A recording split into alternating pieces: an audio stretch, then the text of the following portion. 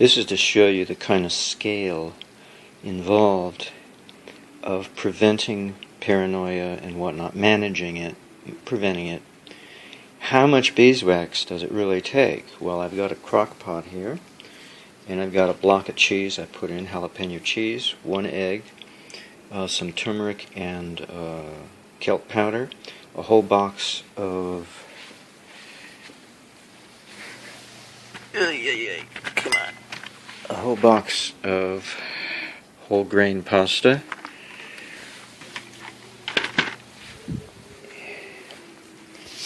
and then this tiny little sliver of beeswax. Does it smell good? Just put it in there along with everything else so that everything will melt in. Fill it up with distilled water up to, you know, almost the top, and let it slow cook in my crockery pot cooker. Now this is this beeswax block is I think is a pound, and it's got something inscribed on it. Sakin. It smells really sweet and yummy, and it's 3 years old. I've never used it until now because I couldn't think of a use for it. I mean, I had originally an experiment involving what I thought I was going to do with it. According to Mark McKay, Tesla liked to slather a mixture of 50% beeswax, 50% pine rose, and the balance from that, or balance to make up 100, was 5% carnauba wax, and that would get more ether into the circuit, into the coil winding that he would slather that over. So I thought I would do that experiment, and then I changed my mind. I decided not to, and I was stuck with this beeswax. I wasn't quite sure what to do with it. So I've got this nice size hunk of natural. Oh boy, the smell is yummy. I don't know if they've added paraffin wax to dilute this down. Reviewers on Amazon have been complaining of that, of one particular source. My feeling is this does not have that in there. I think I would have noticed it by now, having eaten it for a couple days already by now. In any case, try to get organic, try to get from a reputable source, and take a gamble, take a chance that you're getting the pure stuff. I have to use a very sharp knife to cut this with because it's very hard. So that's really all it takes, very little beeswax. And I think this is sufficient cheese. It could have been more cheese to make like a macaroni and cheese dish. Now that I think of it, it could use more cheese than this. I am going easy on the cheese. I have an egg in there though. Yeah, this could use more cheese, couldn't it? Well, I've got other things I can eat with it. I got tempeh, I got canned beans, refried beans, so I shouldn't worry about it. Maybe next time I'll put in more cheese. This is actually more cheese than what I did the last time when I made this, macaroni and cheese mixture with a little beeswax. And I did the same amount of beeswax. I did these 2 little slivers. Now I'm doing this bigger sliver off the edge. But it's singular. It probably amounts to the same quantity as before. It seemed to work. It worked it worked very well. What can I say? Well, I figured something out. First of all, I bought this organic beeswax, and it's very edible, and it's soft. Softer than this other beeswax that I had gotten 3 years ago. There was a big block. But this is a sweeter smell and softer. And I think this one's organic too. I'm not really sure. I can't remember. But this one is listed as being organic. And it's a deeper orange color. Maybe it fades with time and becomes more yellow. I don't know. Anyway, what I discovered is that it's somewhat soft, and especially when it was sitting in the mailbox. So I was able to push off a piece, and this is about the size that I'm going to use when making my packaged brownie fudge mix. And they say to use an egg or flaxseed. I'm going to use both an egg and flaxseed. And water, and I think that's all it's added. Oh, and butter. So what I'm going to do when I make the brownie is I'll melt these little chunks of beeswax. Probably just one will do. But what I did was I got an idea, because I kept trying to think, how do I take beeswax on a regular basis? You know, I have to prepare all these different food options, you know, and it gets to be complicated, and, you know, what am I supposed to, how am I supposed to figure this out? What will it mix with? And how will I get it into me, at least maybe 2 times a day, if not 3 times. Once a day is minimal, but it has to be more than minimal, because I really start to miss it by the time 24 hours rolls around, or 22 hours, so I want to keep it up more frequently than once a day. So I kept racking my brain to its limit, and then I realized, well, wait a minute, the amount I'm consuming is so small. Why don't I just swallow it like a pill? You know, like something you put in a capsule. And I said, okay, how much would I need to take? Because what I'm doing here is I'm taking this tiny little chunk and I'm spreading it out across an entire brownie mix, which is intended to feed how many portions? Let me see, read the package here. Well, it says it makes 22 servings. I find that hard to believe. I'm sure I would eat more than what they specify, knowing me. Let's say 10 portions. So to divide this piece of beeswax 10 different ways is still a sizable chunk, but I don't even think that much is needed. I think so little of this is needed, because this is how much I put in a big, well, not a big, but a regular sized crock pot. So I think, crock pot as in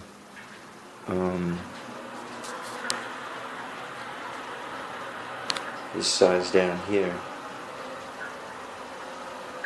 So I think what I have to do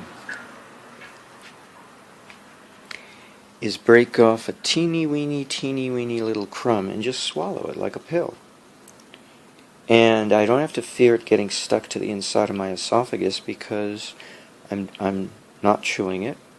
I'm not engaging my teeth, so I don't have to worry about it sticking to my teeth. And I don't know, I think wax, a warm esophagus, it would slip right down. I swallowed one already and I didn't have a problem with it. Unless it's stuck there and I don't know, but I don't feel anything. But then how do I heat it up to be able to, because this is softer, but how do I heat it up to smush off a piece? See, this is the one right here that I had smushed with my fingers. I was able to break off a piece. So I can break it up, but how do I break it up? Well, I can put it in a baggie, like, take one of these and separate it and put it in a baggie to heat it up. And I can even put the pieces in a baggie to heat it up. But then, what's just the right temperature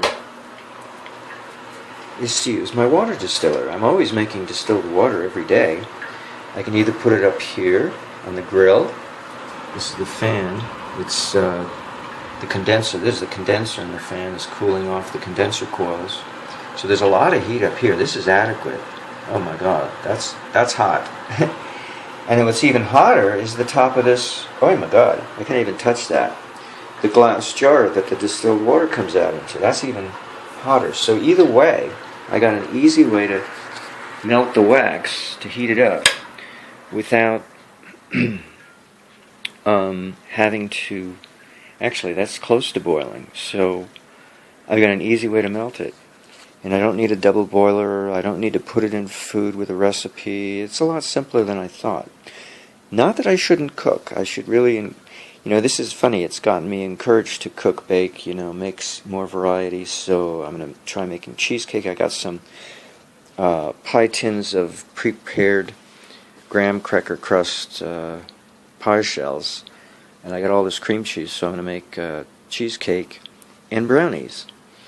I can make my own brownie from scratch, but the first time out I wanted to make brownie from a mix, so I have something to compare with when I make it myself.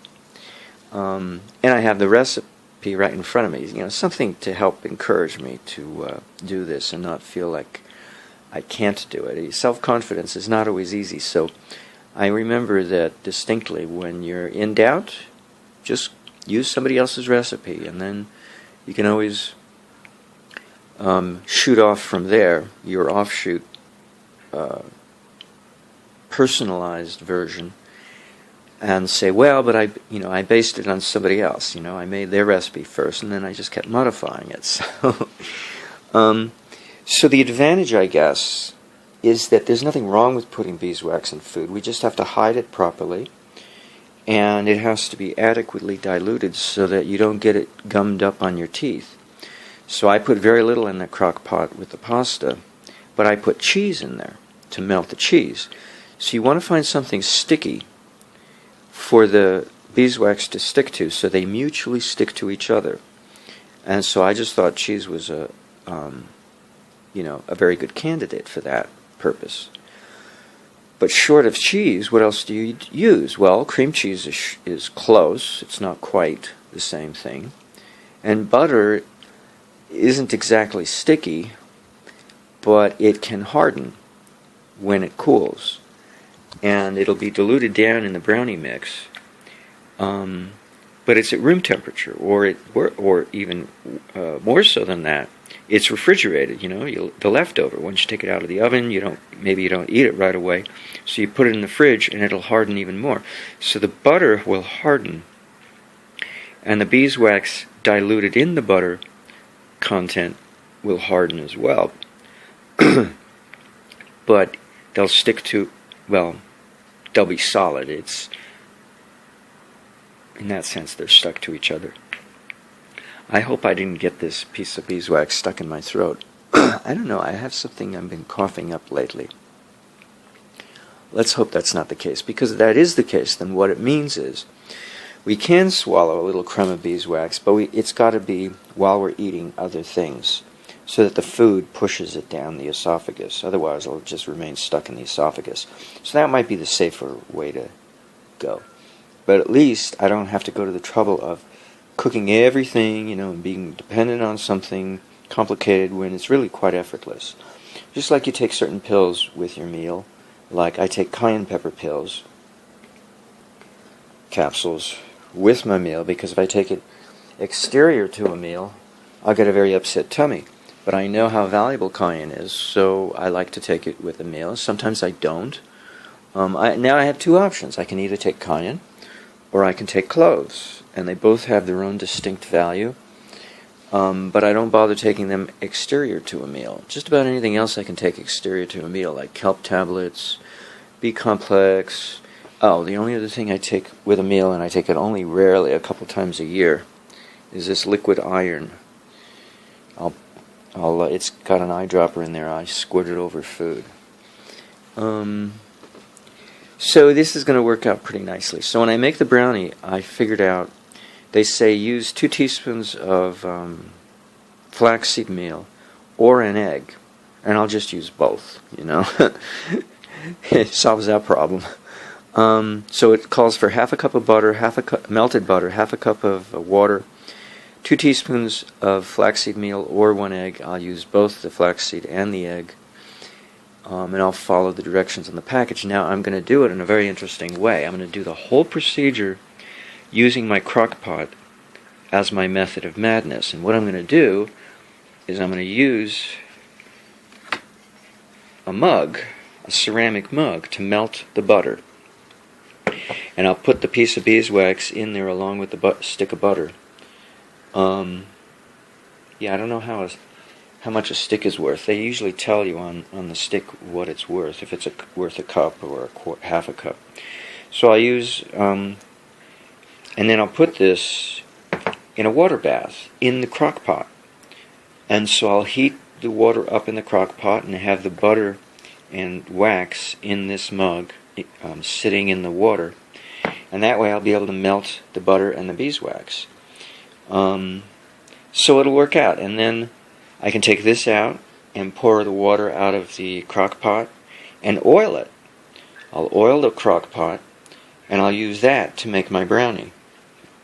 So there are ways. It'll be like a Boston brown bread style baking procedure of making this brownie. In other words, the moisture is kept in, it's not allowed to escape. And actually, that's how Mrs. Fields made her cookies, with a very specially designed oven that does not allow moisture to leave the oven, and so her cookies always came out moist. I really like her style of baking, because I don't necessarily like crunchy, dry stuff, but moist. Oh, I can dig that. So this is quite interesting. It's turning out to be. Obviously, I'm going to use the fresher beeswax, and I ordered another block from a different source. They claim also to be organic, but it's a big block, and I'll be able to compare it with these smaller blocks to see if the flavor is any better. But this one, I think it's really just the age. It's so old that it may not be. It just may have lack freshness at this point. But it's not to say it's not usable. In fact, it's very usable. It's just not as fresh as something more recently purchased. Well, I'm about to make my first, or my second, my third, my third attempt at mixing beeswax with a dish, a cooked dish. I've already done 2 dishes of pasta, a kind of a cheese macaroni pasta, because I put in cheese that melted in my crock pot when I was making the pasta noodles, and I put in little pieces of beeswax, well, actually 1 piece of beeswax. The second batch of pasta, I put it in an egg. For this attempt, I'm going to be using a piece of wax, probably this piece maybe. It's not a big chunk, it's just a little sliver that I smushed off of one of these cubes. I think it's this one right here. Yeah, I bought this. This is organic, very sweet smelling, on Amazon. Oh, I can smell it coming out of the Ziploc, for that matter. And then I got my stick of butter. I'm supposed to use half a cup of butter, half a cup of water, 1 egg. Oh yes, and I'm going to add ground flaxseed meal. It said either egg or flax meal, but I'm going to use both. Only 2 teaspoons of flax meal. It can't be a lot. And then I got my brownie mix, which is organic, gluten-free, that I got from the health food store. And I'm going to do this in a very special way, because I don't have access to an oven, or let's put it this way, I don't want to use an oven, and I have a crock pot. So I'm going to take a coffee mug, and I'm going to melt the butter and beeswax together in the coffee mug by placing the coffee mug and its contents into a water bath inside my crock pot. So it'll take a little while to heat up, but it'll all melt, and I'll stir it up, mix it up, and then I'll dump out the water from the crock pot and oil it. And after I mix up the brownie mix, I will make the brownie inside the crock pot, directly in it. I've done, what have I done in the crock pot? Bread. I've done bread, and I add a little water to the bread so that it doesn't dry out too much, and it's kind of like Boston brown bread, because the extra water steams it. In this case, I don't think I'll have to add the water, because it's going to be pretty greasy with all the butter that I put in it. So I'll just grease up the crock pot. I'll leave it at that, and then I'll put the fudge dough in there, flatten it down so it'll be kind of the shape of a cake, in the shape of the crock pot. And hopefully it'll come out readily without having to be required to be forced out, pried out with a knife, scraped out is what I mean to say. So the whole point of this video is to show that it's not that hard, or it's not that hard to conceive, at the very least, this idea, because I'm only using a small amount of wax, so it's not like I run the risk of the stuff sticking to the teeth, right? Because I'm not overdoing it. This is more like a homeopathic dosage. And by the way, I looked up homeopathic remedies for mental, well, not all mental illness, just one, paranoia, and I found no reference associating the two terms of beeswax and paranoia. I did not look up any other mental illness, but I think it covers just about all of them. Any mental imbalance of any sort, fear, obsession, you name it, depression, beeswax covers them all. Now, the caveat is it's only good for 24 hours. Actually, a little less than 24 hours, because I discovered back in my teens that food karma lasts about 22 hours. So if we get any benefit from food that's psychological, it lasts that long, 22 hours, at which point we have to re-invoke that karma, that grace of that food, and to get the benefit sustained, to sustain it over time. So what I've come to the conclusion is it's too much trouble to depend on baking or cooking with beeswax to keep my psyche relatively free of distraction, self-made, self-generated distraction, because that's what mental illness is. It's a distraction. It kind of gets in the way of everyday living.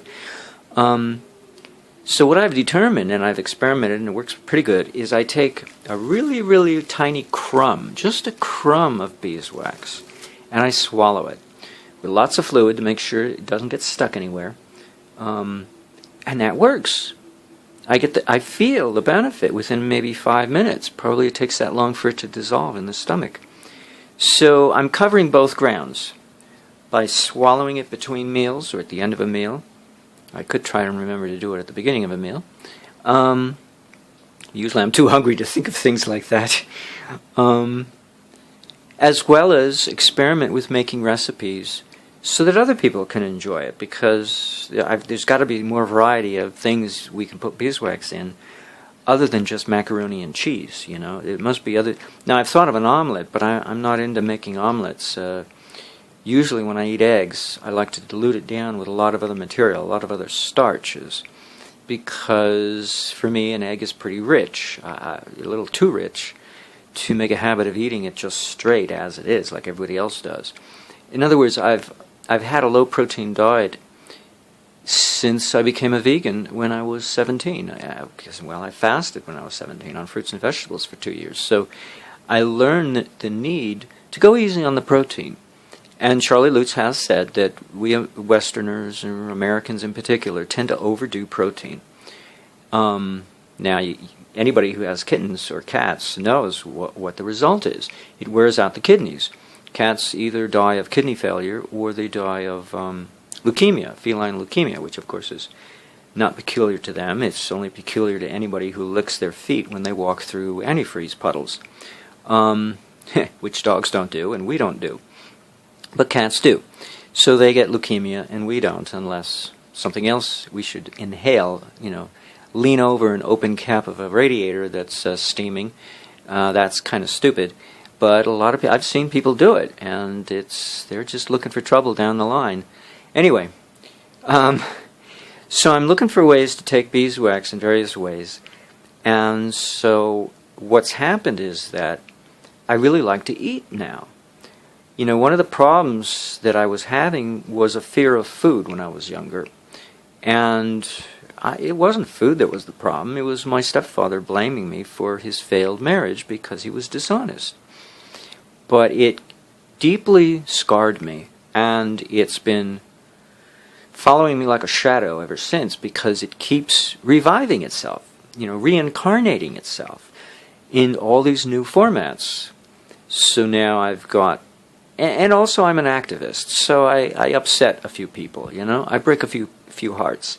And that creates a legacy. It creates an aura surrounding me as a target of people's hatred. So I have a lot of motivation, plenty of need, to pursue my natural bent to look for alternatives to what the medical establishment offers us.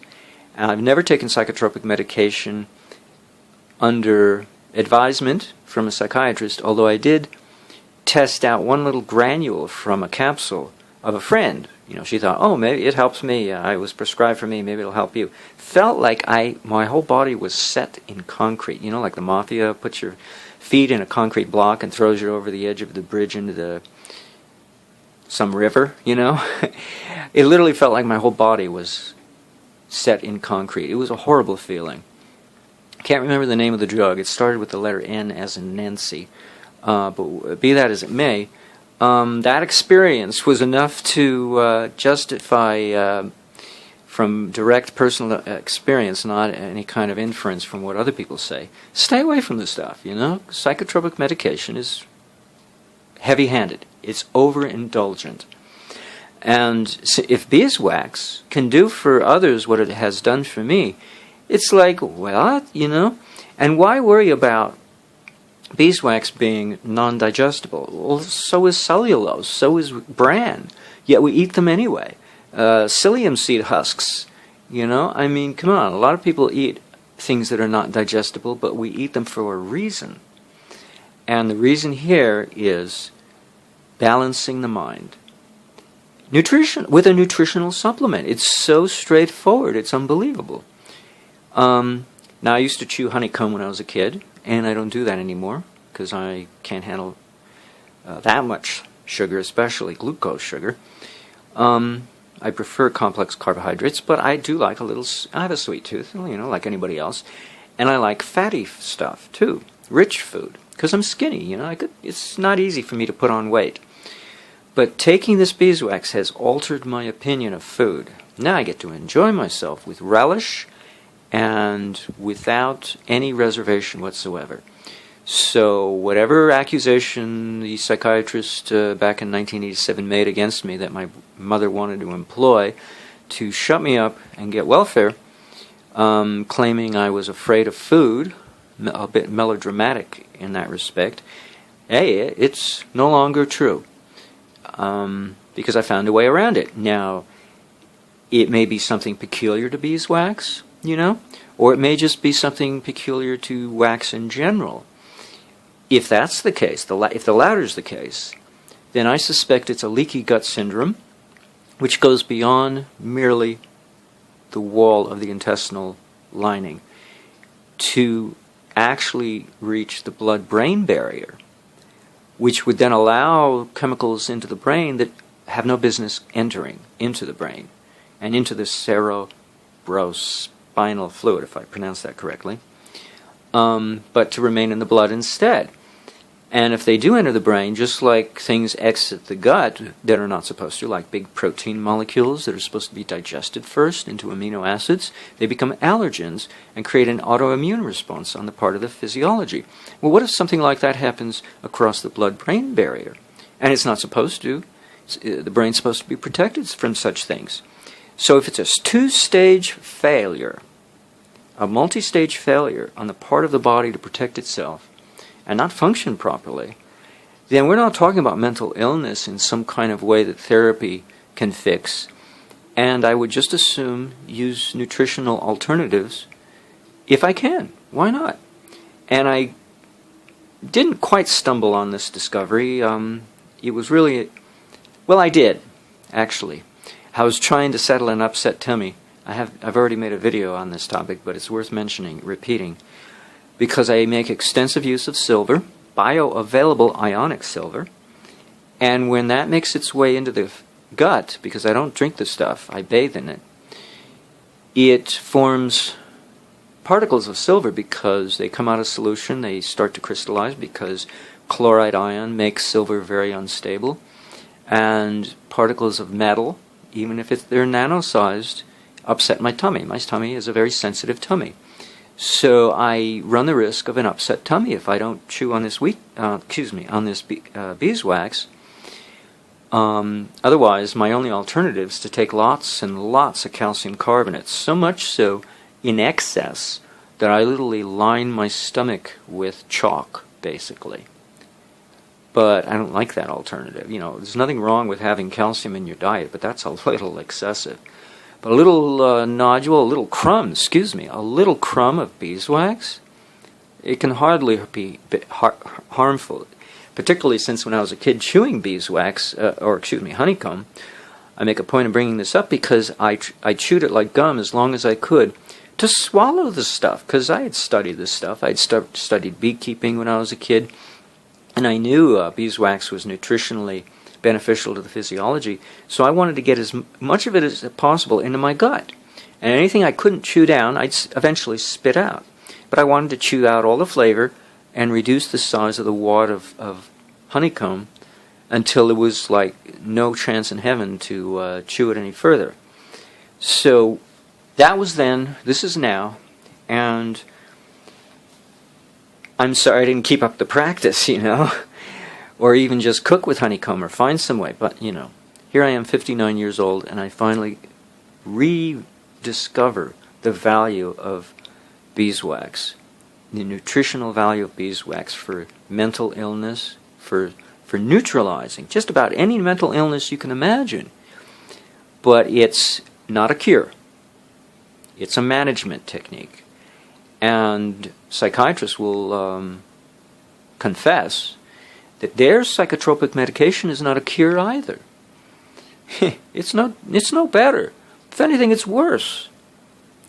So this use of beeswax ain't going to make anybody a whole lot of money, that's for sure. And it's going to undermine the medical establishment if it were to become popular, but it doesn't look like it's going to become popular anytime soon. People have a natural revulsion against anything outside their norm. You know, a lot of people are like me. They're like kitty cats. They're very finicky about what they put in their mouth. In any case, this stuff works.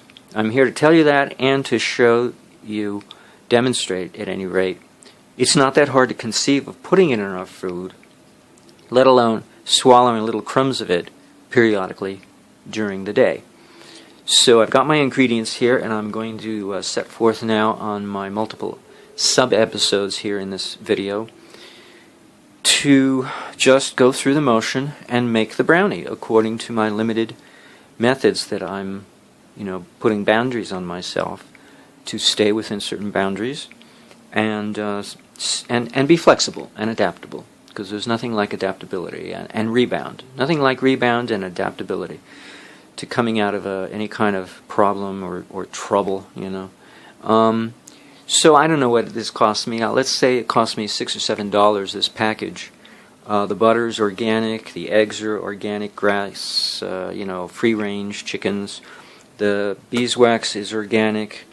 The flaxseed meal, I'm pretty sure it's organic. The water I'm going to use is distilled water. It calls for half a cup of water, the recipe, on the back of this package. I just brought these out to show you where I got the little piece from, but it's the piece I'm going to use. Or a smaller piece. You know, I could even use a smaller piece. I don't have to use the big one. I can save the big piece for later on. I also plan on making cheesecake because I was out and about and I didn't get a chance to eat a brownie, but I did have a slice of cheesecake, and it's one of my favorites. I love the stuff.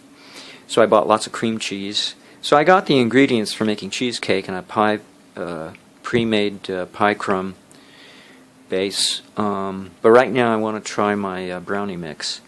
So I'm going to go through the motion and do these different recipes and try to be in a habit of baking with beeswax, and cooking with it when I make pasta. From now on I'll make pasta with, at the very least, cheese, melted cheese, if not an addition of an egg as well. And just swallow little crumbs of beeswax throughout the day, you know. Why not? Prevention and management and self-reliance and self-responsibility and self-sufficiency are themes I really highly believe in. And I'm very proud of someone. I won't get into who the person is, but that person believes in self-reliance, and it made me very proud to discover that. Yeah. Barring any other defects in that person's character. But the one thing that person has is self-reliance, and I really like somebody and respect anybody who's self-reliant and can do their own work and not foist it onto somebody else's shoulders. You know, oh, you do it for me. No, why? I mean, why should anybody do anybody else's work for them? It's beyond me to... anyway, it's not something I can imagine why anybody would think that way. Anywho, so here we go. I'll jump right in now, finally. Alright, my first step was to measure out half a cup of water and place it in the mug to get an idea of how much half a cup of melted butter should look like. Now I don't want to mark it with a marker, because the interior, because that'll ruin the situation, you know, ink being toxic. So what I'm going to have to do is just guess estimate, eyeing it. It looks like it's less than half, slightly less than half, by about, I don't know, 1/3 of an inch. I could dip my finger in here and see how far my finger goes down. Let's see, till it touches the water. It looks like it goes to the top of my knuckle right here. So that's one way. No. Correction, the middle. The middle of my knuckle. My first knuckle. So, or my first joint. So so I'll put the water in a separate container. Off to one side. That's my half a cup of water that I'm going to be using. So now I know that's exactly how much butter to put in a finished product. But let's see what the cube says. Sweet cream butter, organic, 4 ounces. Usually they tell you... Oh, here we go. Wait a minute. 1/4 cup equals 4 tablespoons. 1/3 of a cup, half a cup. Oh, I gotta get my reading glass here. Half a cup equals 8 tablespoons. Okay, so let's see that on the camera. See? So, zoom out. So how many tablespoons have I got here? It looks like 1, 2, 3, 4, 5, 6, 7, 8. That's what I thought. A whole cube should give me all the butter I want. So we'll just put this into the mug.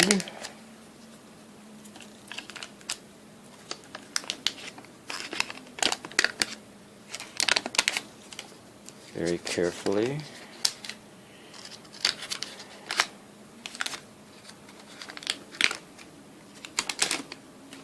Getting grease all over my fingers. Oh yes. It's a dirty job, but somebody's got to do it. Alright, so that's ready, and I'll put in a little piece of wax, beeswax. There, I washed off my hands. Now I'll take out a piece of beeswax. I'm going to take out a nice little... This is a sliver. This is really... doesn't amount to a whole lot. You know, look how teensy this is. And, you know, supposedly this mix makes for 22 servings. Knowing the way I eat fudge, it'll probably be more like 11. So we'll just drop that in there. And now, fold that up and save it for later. For my, when I make cheesecake, I'll make use of that. The wax will last me a long time, that's for sure. So, let's see, get my crock pot and put my mug down at the bottom of the crock pot. And now I gotta fill it with water. Probably, should I use tap water? You know what? I'm going to treat it like it's being steamed, so I'm going to use distilled water. I have enough distilled water, I can afford to use it. So let's see, we got to get down inside here a shot. Okay, so let's get positioned here. Prop department, the director is having trouble. I'm positioning the props. Okay, here we go.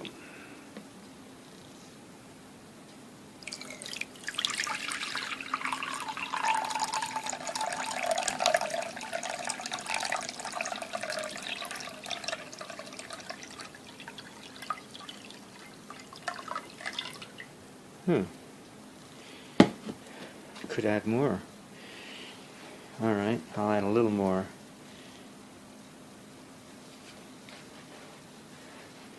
I want to see if I can make the mug float a little.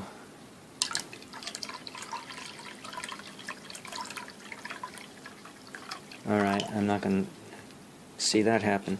Anyway, I got a little excess of water, a little higher than what I had, figured putting my finger in. What will be the butter line, the line of the melted butter. And I don't know if you can see it way down in there. Do you see it? A little piece of beeswax sitting down there at the bottom of the mug. So it'll help when the butter melts. The wax should melt along with it. So now I'll set it in my crock pot and wait for it to melt. I'll put it on high, on the high setting. And we'll wait till that step completes before we move on to the next step. Okay, it started to melt and I've shoved it down because it was teetering over. I was afraid it was going to spill over the edge of the cup. So it's starting to get hot, and keep my eye on it. Oh, now I can put the lid on because it was sticking up too high to keep the heat in. There we go. I should heat up a little faster now.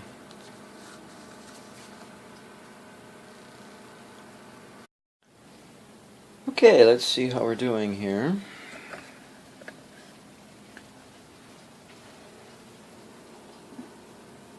Ooh, it's fully melted. Alright.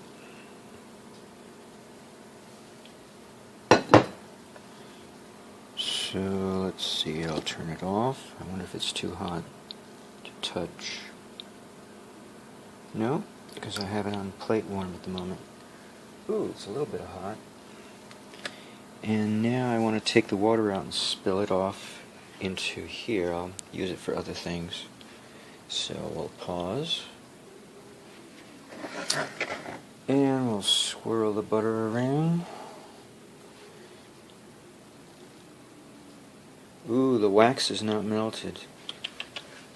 Uh-oh. See? It didn't get hot enough. I have to put it back in there and reheat it. Okay, let's take a look at the butter to see if the wax is melted.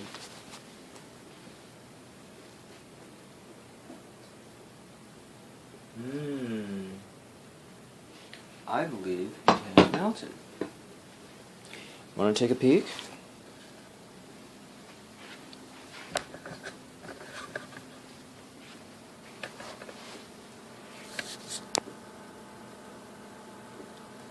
Looks melted if you ask me.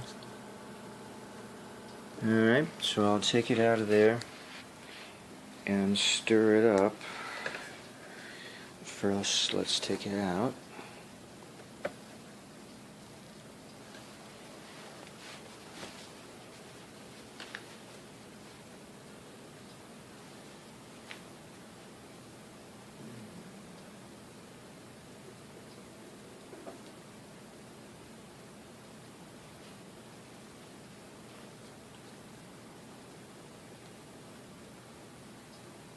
Like there's sediment at the bottom and sediment at the top, and I got my little fingers wet.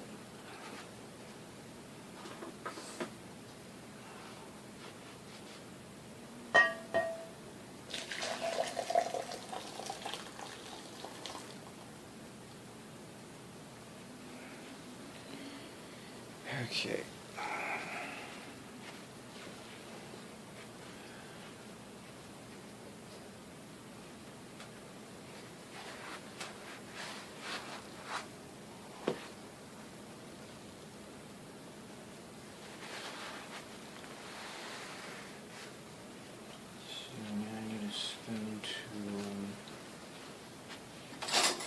stir.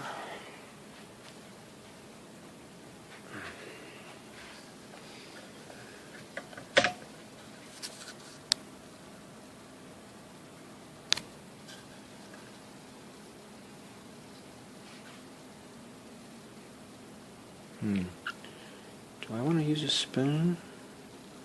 Alright, whatever.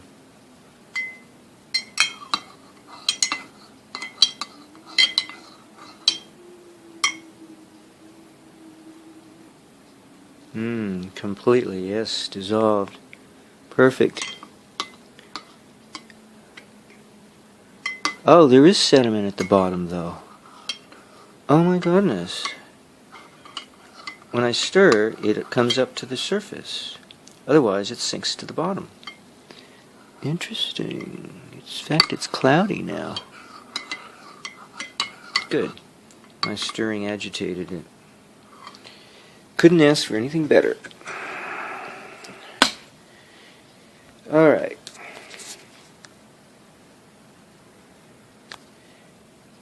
Now, still rolling the camera.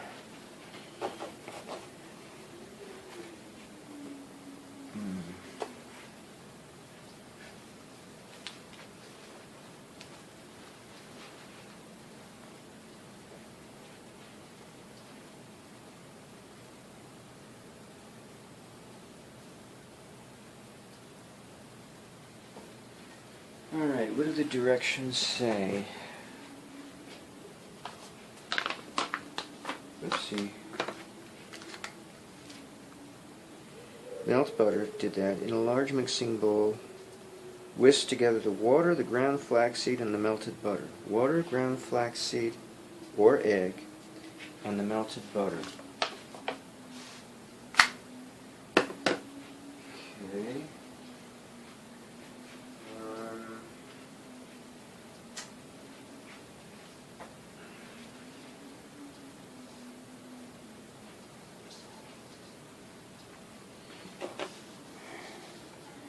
Water. I got the water right here. Wait a minute, let's see if I get the right perspectives here. This is a big bowl. How come I don't have a smaller bowl? Because I'm not prepared, that's why. Alright. Water, butter, and the egg. Where's my knife? Here's my knife.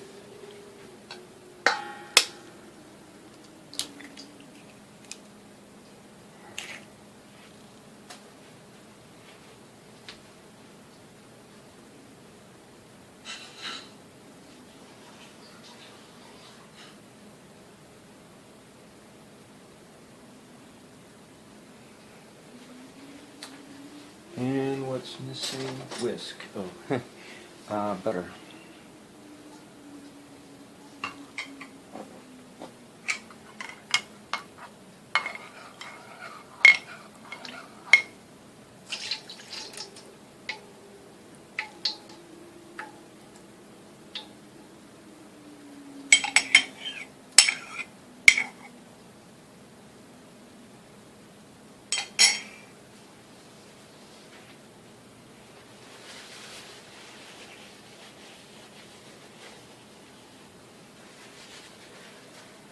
Okay, whisk.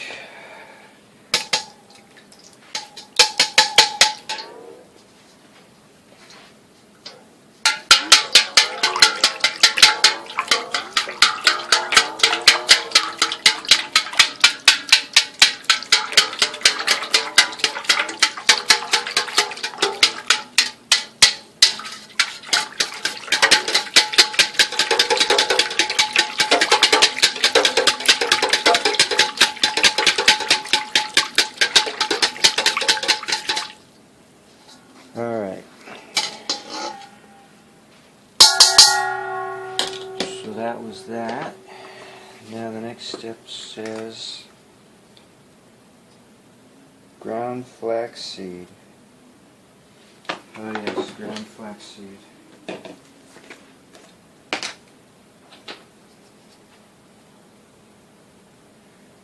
1 teaspoon, 2 teaspoons.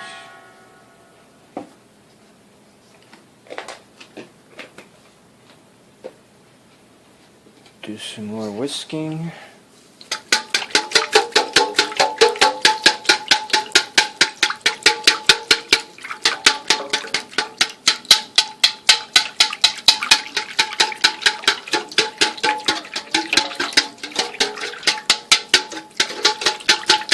Okay. Alright, directions. Let's see, ground flaxseed, melted butter, add baking mixture and stir for 1 minute. Alright.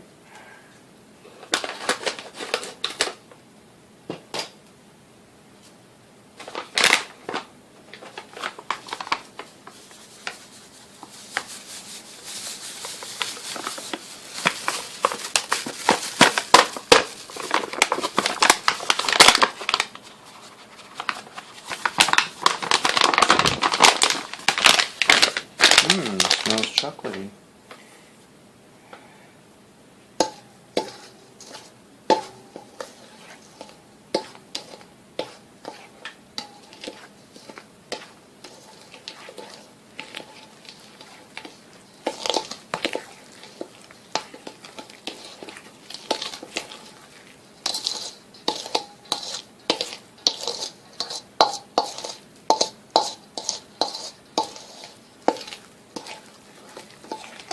Pays to have melted the butter using a higher temperature because the wax required it. Otherwise, the butter melted at a much lower temperature at setting on the crock pot. But because the wax needs a higher setting, I had to patiently wait a little longer and set the setting a little higher to reheat, and hence all the wax melted, but it looks like it sunk to the bottom of the mug, the coffee mug. So it looks like first of all, they both have different melting temperatures, and they have different densities. In as much as the butter seems to be lighter than the beeswax and float on top, while the wax wants to sink to the bottom. So it's one of the little things to know. Wax can melt, you just need enough heat to do it.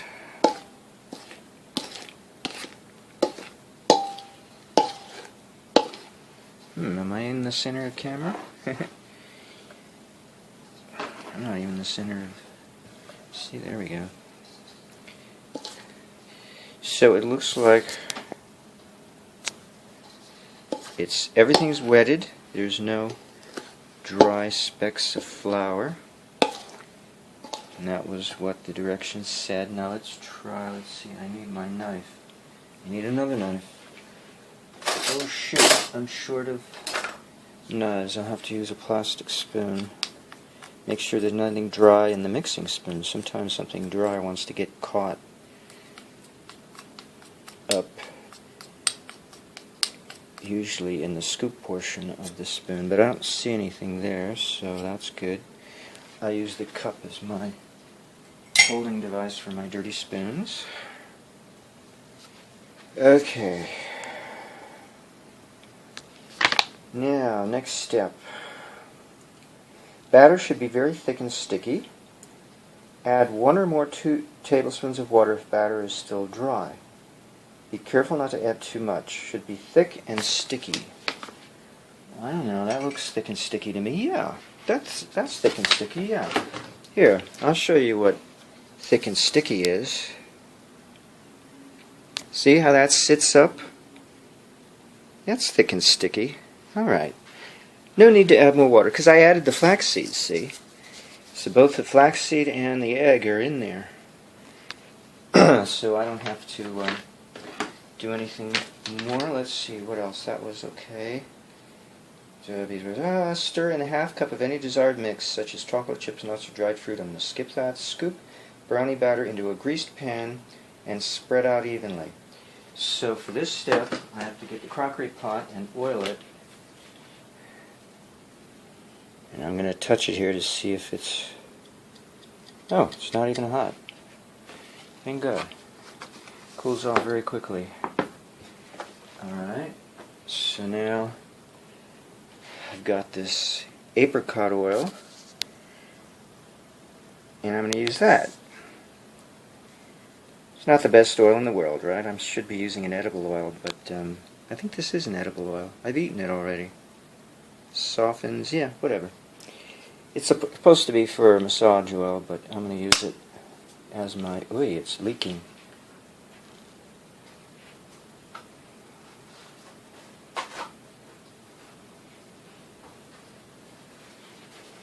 Leaky bottle. Alright. So I need to oil a pan, or in this case the crockery pot.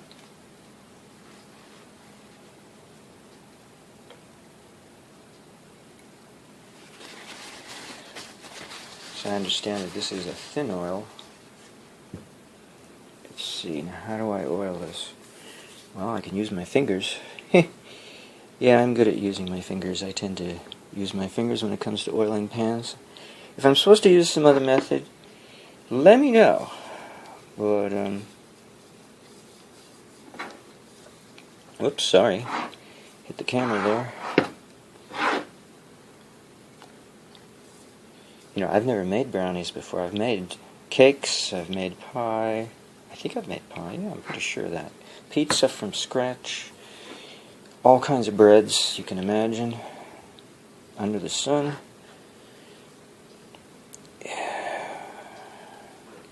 And as a 15-year-old, I made a rose con pollo. And at which point I made a layer cake, a double layer cake with icing, a chocolate cake. I let my mother do the cook vegetables, so I made dinner. Might have been a special occasion. I don't know. I was trying to learn how to cook. I was 15. What do you want? Okay, so I'm done with that.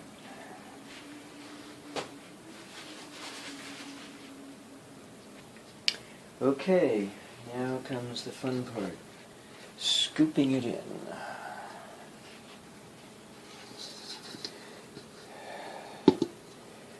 So, how do I show this on camera? Taking my relatively non-greasy hand and changing the angle. Alright, so I'm going to use the back of the spoon to push it to the bottom of the, or to the side, the edge of the bowl.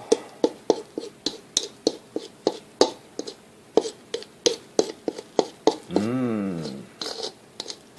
Yummy. Yummy, yummy, yummy. I got food that's going to shortly show up in my tummy. Food, glorious food, lox, bagels, and cream cheese. Those are summer camp ditties left over from my teen years.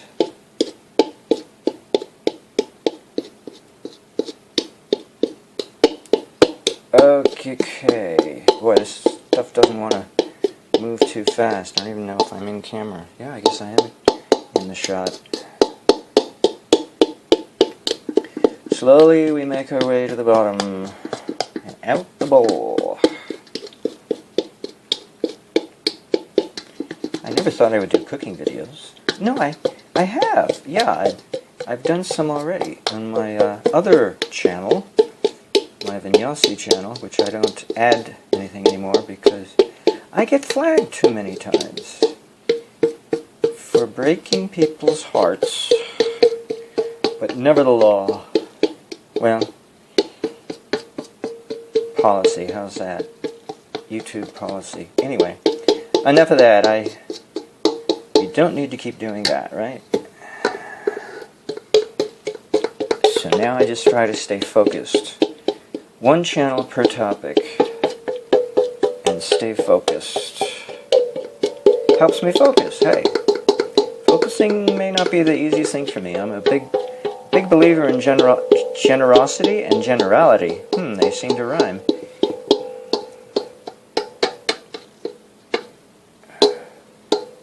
So I'm generous in ways I'm not allowed to be generous in.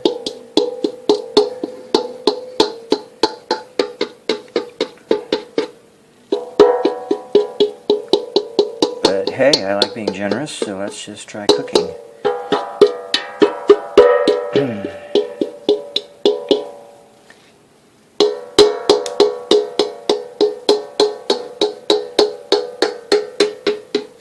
I shouldn't be doing it from both sides. It's hard enough doing it from one side.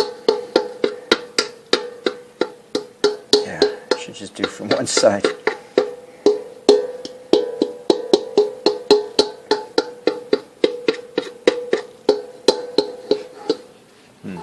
Sorry to get my arm in front of the camera here, but I don't know how else to do this without rotating something which I don't have a third hand.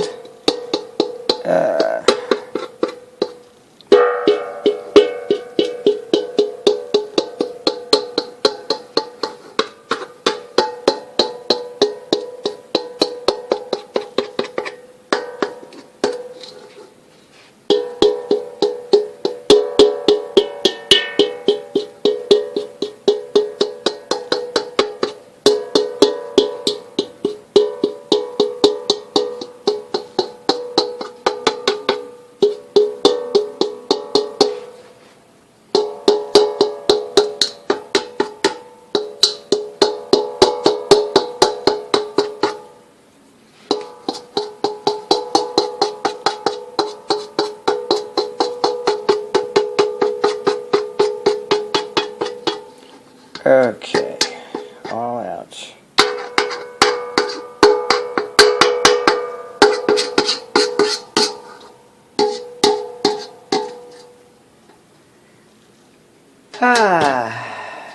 Now if I want to, I can lick the bowl. Now let's see, what do we got here? You know what? I need a flash. Alright, let's stop recording this segment. See if that helps. Oh yeah, it helps. But now I gotta focus.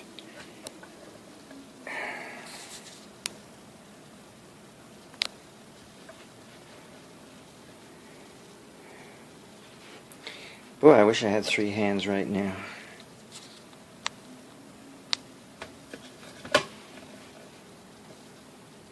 Okay, I gotta push this down. Flatten it.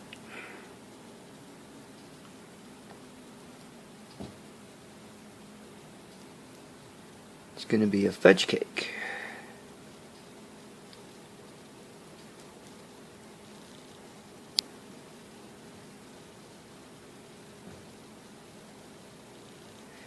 A waxy fudge cake, but you won't know the wax is there unless because I told you so. Otherwise you wouldn't know. Now I gotta use my third non-existent hand to clean off the back of the spoon.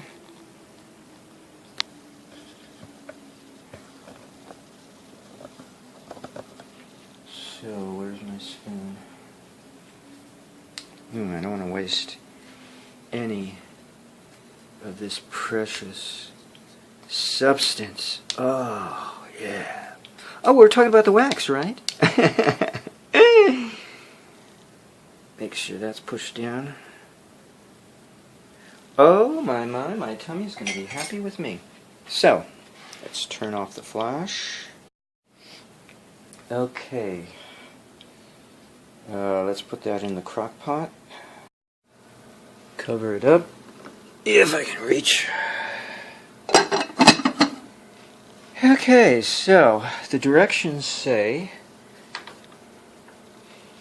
30 to 40 minutes bake.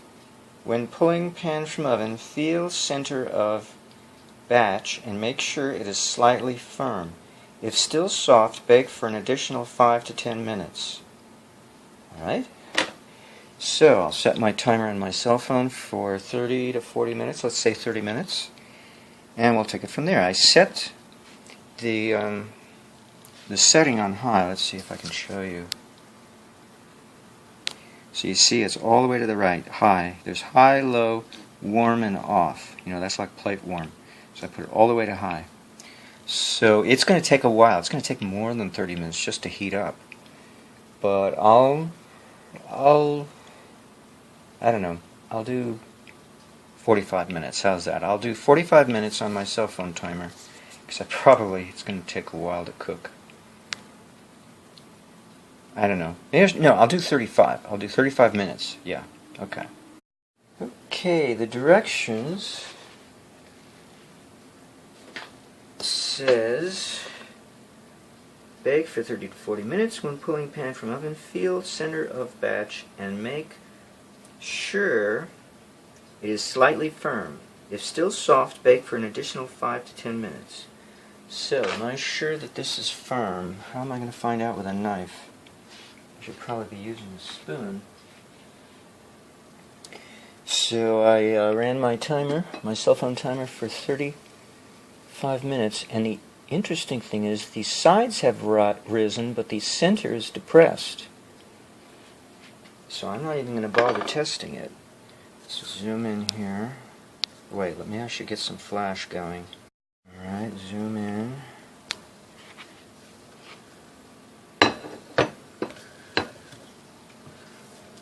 You see how it's dimpled in the center? That means it hasn't risen. That means it's not hot enough. Oh, I can see it's not baked in the center. So I got to close that back up and wait another 10 minutes. I'll wait 10 minutes. Well, it's beginning to smell like it's burning at the sides, the edges, and it's been cooking way too long. So I've come to the opinion that brownie recipe was never intended to be steamed in an enclosed container. It was intended to be dried out in an oven, a normal oven that vents out the moisture. So I've got something akin to a meringue going on here, in which it tastes fully cooked, yet it is soft as Jell-O, very gushy Jell-O actually. It's not even firm Jell-O. So I put it on warm setting, plate warm, and taken the cover off, and I'm just going to let it dry out. This is a very dry environment, so it shouldn't have any problems drying out slowly. I can see the inside is deflating now, which shows it has no structure. So unfortunately it will be a deflated fudge. It'll lack the buoyancy, I guess, that a normal fudge has, because it didn't have the chance to dry out as it was cooking. So that was something I hadn't foreseen. It has risen a considerable amount. Maybe too much, because it was an enclosed setting, not allowed to dry out as it cooked. So that it may be deflating to what value it would prefer to be at had it been cooked without a cover. Baked, in other words, not steamed in an enclosed, encapsulated space. So I made my boo-boo, but that's, crock pot cooking for you. Tastes great.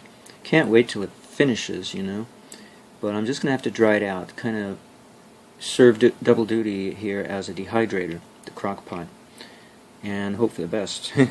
Hope it doesn't burn any more than it already has, maybe around the edges at least. Anyway, well, here's the net result of my solution was to eat around the edges. And I found out the inside, although soft and moist, like a meringue or like a chocolate pudding, was thoroughly cooked. So the problem was keeping the lid on the whole time, which had, blocked the emission of moisture that would normally occur in a baking situation. They would allow this brownie to harden. So the edges hardened, but the inside was still quite gooey, but thoroughly cooked. So the cooking time was probably enough, although I extended it to 45 minutes, between 45 minutes and an hour. But it was still gooey all over the place, so then I proceeded to try to dehydrate it. And I managed to only dehydrate a little around the edges, and the interior was still moist, so I just figured, what the hell, I'll just eat it. And oh boy, did I eat most of what was in there. I didn't leave much See, there's the top line of where it used to be. And wasn't much left. I ate more than 2/3, probably 3/4. Probably more than 3/4. Oh yes, much more than 3/4. 5/6 maybe. Yeah, probably 5/6 of it. So that's what's left over, and I'll probably eat the rest tomorrow. So it shows me my appetite is definitely improved, and you know, despite the fact that that's something like what 6 tablespoons of butter I just ate right there, and God knows how much sugar, and 5/6 of an egg. So I'd say I had a good time eating this. Amazing what little beeswax can do to overcome any kind of inhibitions you might have for splurging and enjoying yourself and eat whatever you like when you've had a lifetime practically of avoiding eating tasty stuff. So it's like a new lease on life. It's helped me overcome my inhibitions. Yeah, think of it that way. Overcome my psychological inhibitions towards enjoying myself when it comes to food. And I guess next on the list it will be cheesecake. I've got 2 pie crusts to turn into cheesecake delights, and so I'm looking forward to having a good time. Now, if there was any wax in there, beeswax, I hardly even noticed. Basically, I noticed the sugar was too high. There was way too much sugar. I would have reduced the sugar by a factor of 3, you know, if I was the one designing the recipe, because I think it was way too much sugar. And so the crunchy stuff I bit into, if anything, was more likely sugar than it was bits and pieces of beeswax, because I put so little beeswax in there, and it takes so little to do the job. There's no reason for there to be so much that it sticks to your teeth. Granted, something once in a while did stick to my teeth, but you know what? Because it was so little, and I had pre-melted it with the butter and stirred it up, it was no longer chunks of beeswax. It was chunks of beeswax combined with butter. And so it was already not capable of remaining stuck to my teeth for very long. A few seconds maybe at the most. And then it broke free. And so that's the important thing to remember when you make this.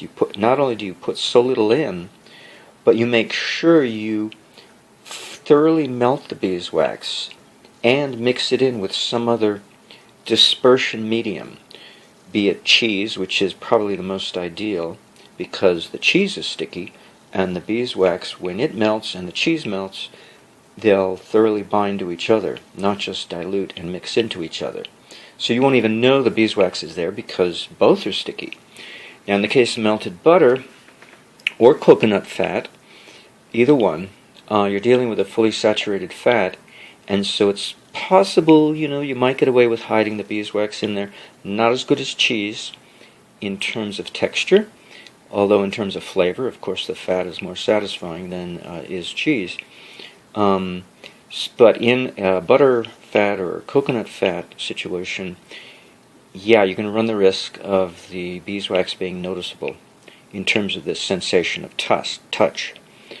But that's, the trade-off for baking something, cooking with beeswax with a recipe that would be more tasty, such as a fattening recipe as opposed to a protein-rich recipe. The only other option I can think of is meat. That would have a butter fat similar to, it's like a cross. It's a hybrid between butterfat, the grease of butterfat, and the wax of beeswax. Because, let's face it, fatty deposits in beef does have kind of a waxy appearance to it. Lard, it's not just butterfat like from dairy butterfat. So I don't know how you would do that to get away with it. I have no idea. That is outside my domain of expertise. But from what little I can recall, that would be the best situation of all, if you can figure out how to get it into beef tallow you might make a lot of headway. Anywho, this was not a bad experiment. It could be worse. And maybe I'll come up with better solutions later. But like I say, it doesn't remain stuck to the teeth for very long. And there's so little of it there that, you might think, oh, what was that? And then it's gone. So you don't remain worried about it for very long. It passes very quickly. Now, because the natural wax of orange zest and lemon zest is also a wax, you could conceivably have beeswax in a recipe such as orange marmalade, and nobody would be the wiser because you've already got wax in there. That would be another way to hide it, is to hide it with other waxes. So there you go. There's a possibility. If you made something flavored, anything that's flavored with orange zest or lemon zest, that might work out pretty good. So those are some ideas to try to solve this vexing problem of how to hide beeswax in a cooked dish. Not sure how you could pull this off with a raw dish, so I'm not even going to try to speculate, because we do have to melt the beeswax in order to disperse it evenly in the medium, in the carrier that we're trying to hide it in. And we need very little. Blending it might work. It might stick to the blades of the blender and not go anywhere. So I don't know. I think melting is a better option. And cooking doesn't diminish the value, the benefit of beeswax. Whatever psychological benefit it has, it still retains it. Maybe it's stronger when it's raw, I don't know. But, we have to introduce ourselves to it, so be easy on ourselves. Don't try to be raw. We're trying to overcome a